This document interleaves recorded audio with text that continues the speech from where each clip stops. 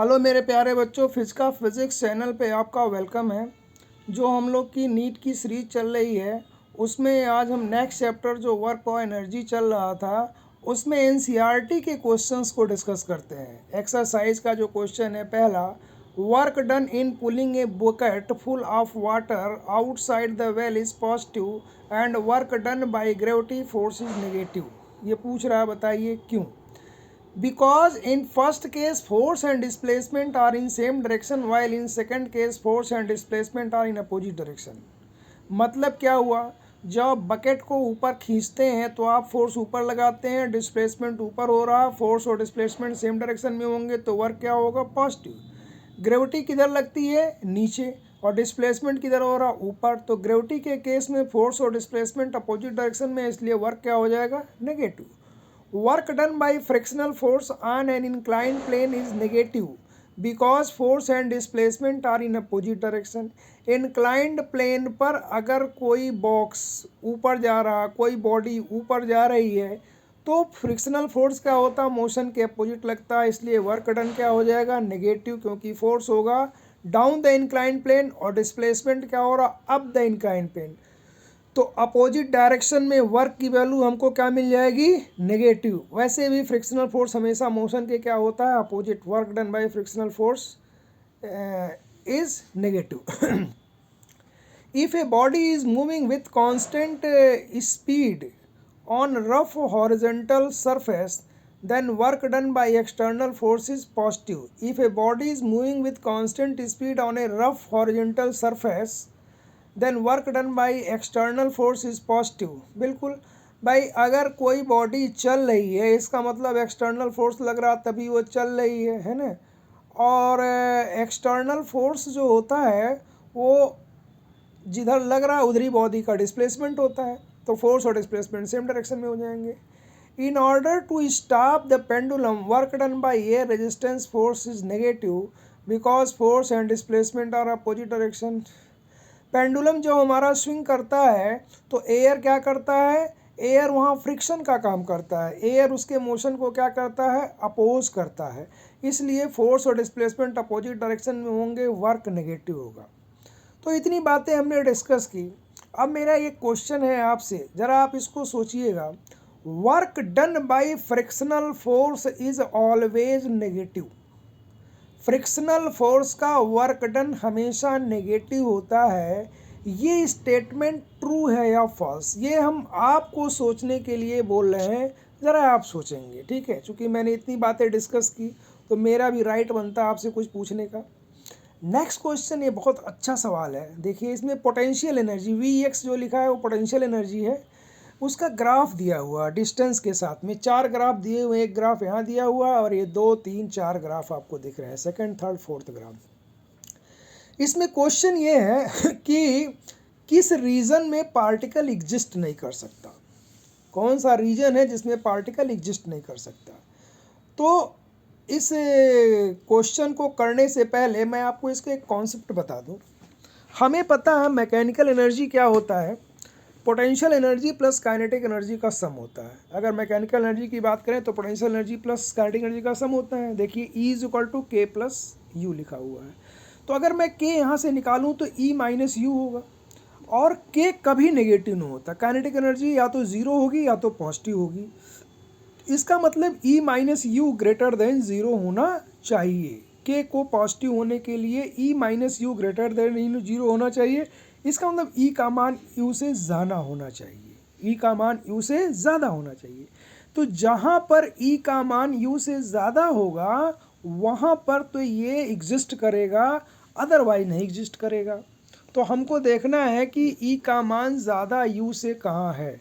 तो ज़रा पहले ग्राफ को देखो, इसमें 2 रीजन दिखा रहा है, x इज इक्वल टू ए है, इसके पहले 0 से ए दिखा रहा है, इसके ए के आगे दिखा रहा है। तो 0 से ए में ये ग्राफ ही पोटेंशियल एनर्जी का ग्राफ है, तो 0 से ए में पोटेंशियल एनर्जी 0 दिखा रहा है, और एनर्जी देखिए ई जो क्रॉस बना हुआ है ये टोटल एनर्जी है, तो ई क्या है, ऊपर है हमारा, है ना। इसका मतलब ई का मान यू से क्या हुआ, ज़्यादा, तो इस रीजन में पार्टिकल एग्जिस्ट करेगा। अगर ए से आगे की बात करें तो देखो ये जो ग्राफ ऊपर वाला दिख रहा है ना, ये स्ट्रेट लाइन वाला जो दिख रहा है, उस कंडीशन में क्या हो रहा है, कि पोटेंशियल एनर्जी ज़्यादा हो रहा है, ई कम हो रहा है, तो ई की वैल्यू कम हो गई।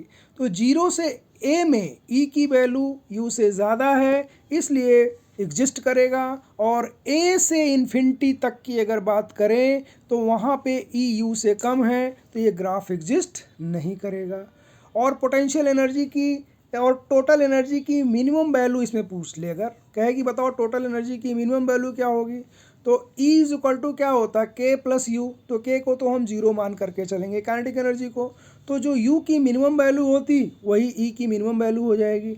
तो अगर यहाँ पे हम U की मिनिमम वैल्यू की बात करें तो क्या दिखा रहा है, 0। मैक्सिमम वैल्यू की बात करें तो कितना दिखा रहा है, V0। ऊपर देखिए ग्राफ दिखा रहा है। तो E की मिनिमम वैल्यू कितनी हो जाएगी, 0। तो ये पहले पार्ट का हमारा आंसर था, है ना, ये पहले पार्ट का, ये सब इसमें लिखा हुआ है। इन x greater than 0 less than a, E is greater than u, it means K is positive, so in this region particle can exist, but for x greater than a, E is less than u, kinetic energy will be negative, means particle cannot exist। तो हमें बस इतना ही देखना है कि kinetic energy हमारी negative ना होने पाए। ये तो पहले क्वेश्चन का एक्सप्लेनेशन हो गया।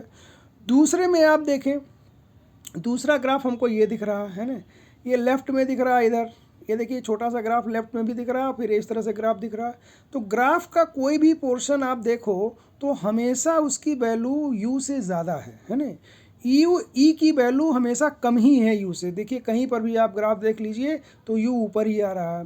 तो अगर हम ये जो लेफ्ट में दिखा रहा है इसको माइनस इन्फिनिटी मान लें और आगे वाले को और प्लस इन्फिनिटी मान लें, तो इसका मतलब ये ग्राफ एग्जिस्ट ही नहीं करता। माइनस इन्फिनिटी से प्लस इन्फिनिटी तक ये ग्राफ कहीं पर हमारा एग्जिस्ट करने वाला नहीं है। तो from x greater than 0 infinity in all region potential energy is greater than the total energy, it means particle cannot exist anywhere because kinetic energy will be negative, which is not possible। और अगर left वाले graph को हम मान लें minus infinity तक जा रहा है, तो माइनस इन्फिनिटी से 0 में भी एग्जिस्ट नहीं करेगा। तो इसका आंसर अगर आप देखें तो माइनस इन्फिनिटी से प्लस इन्फिनिटी, ये कहीं पर भी ये ग्राफ एग्जिस्ट करने वाला नहीं है। ये माइनस इन्फिनिटी अगर जा रहा है, आगे प्लस इन्फिनिटी जा रहा है, तो ये ग्राफ एग्जिस्ट ही नहीं करेगा। और इसमें ई मिनिमम की कोई बात ही नहीं करेंगे। जब ग्राफ ही नहीं एग्जिस्ट करेगा तो मिनिमम पोटेंशियल एनर्जी की हम बात नहीं कर सकते हैं, मिनिमम टोटल एनर्जी की बात ही नहीं कर सकते हैं। थर्ड ग्राफ को अगर आप देखें तो थर्ड ग्राफ में देखिए क्या दिख रहा है, 0 से ए में देखो, फिर ये ई नीचे आ रहा है, यू ऊपर आ रहा है, इसका मतलब ये एग्जिस्ट नहीं करेगा 0 से ए में। बी से आगे देखो तो ये बी से आगे देखो माने बी से इन्फिनिटी की बात कर लो, है ना, या 0 से ये क्या, अगर इस ग्राफ को हम माइनस इन्फिनिटी मान लें तो माइनस इन्फिनिटी से ए तक की बात कर लें तो ये नहीं एग्जिस्ट करने वाला है, और बी से आगे इन्फिनिटी तक नहीं एग्जिस्ट करने वाला है। और ए से बी की बात करें तो देखिए पोटेंशियल एनर्जी नीचे दिखा रहा है और टोटल एनर्जी ऊपर दिखा रहा है, माने इसमें टोटल एनर्जी पोटेंशियल एनर्जी से ज़्यादा है, इसलिए ये ग्राफ एग्जिस्ट करेगा। तो ये ए से बी तक के बीच में एग्जिस्ट करेगा। इन x greater than 0 less than a, x greater than 0 less than ये बीच वाला दिखा रहा है। और इस वाले ग्राफ को लेफ्ट वाले को जो v0 जहाँ लिखा है इसको माइनस इन्फिनिटी मान ले तो माइनस इन्फिनिटी से ए तक की बात कर सकते हैं। माइनस इन्फिनिटी से ए तक ये ग्राफ नहीं एग्जिस्ट करेगा। और अगर ये खाली यहीं से शुरू हुआ, थोड़ा डायग्राम में हर जगह अलग अलग बना बुक्स में, तो अगर केवल x इक्वल टू 0 से ग्राफ है तो 0 से ए लेंगे। अगर ये ग्राफ पीछे माइनस इन्फिनिटी तक मानते हैं तो माइनस इन्फिनिटी से ए तक ये नहीं एग्जिस्ट करेगा और बी से प्लस इन्फिनिटी तक नहीं एग्जिस्ट करेगा। एग्जिस्ट कहाँ करेगा, ए से बी तक में एग्जिस्ट करेगा। The energy means this region kinetic energy becomes negative, so particle cannot exist in this region, है ना। In the region x greater than a less than b, potential energy is less than total energy, it means kinetic energy is positive, particle can exist। माने a से b में ये exist करेगा। ये वाली जो बात कर रहा है ये बीच वाले पोर्शन की बात कर रहा है, b से इन्फिनिटी तक भी एग्जिस्ट नहीं करेगा। अगर इसमें टोटल एनर्जी मिनिमम की बात करें तो टोटल एनर्जी मिनिमम मतलब पोटेंशियल एनर्जी मिनिमम, तो पोटेंशियल एनर्जी मिनिमम यहाँ क्या दिखा रहा है, माइनस V1। देखिए नीचे, ये नीचे वाला जो ग्राफ है पोटेंशियल एनर्जी की मिनिमम वैल्यू माइनस V1 और प्लस वैल्यू क्या, मैक्सिमम वैल्यू कितना दिखा रहा है, प्लस V0। पोटेंशियल एनर्जी यहाँ मिनिमम माइनस V1 है, प्लस मैक्सिमम क्या है, प्लस V0 है। इसका मतलब टोटल एनर्जी की जो मिनिमम वैल्यू होगी वो माइनस V1 हो जाएगी। इसी तरह से ये चौथा ग्राफ देख लो। चौथे ग्राफ में देखो जरा, ये माइनस b/2 से माइनस a/2 वाला पोर्शन देखो, तो इसमें देखो पोटेंशियल एनर्जी ऊपर भाग गया, टोटल एनर्जी नीचे है। और इधर देखो a/2 से b/2 की बात करो तो इसमें भी ग्राफ ऊपर दिखा रहा टोटल एनर्जी के।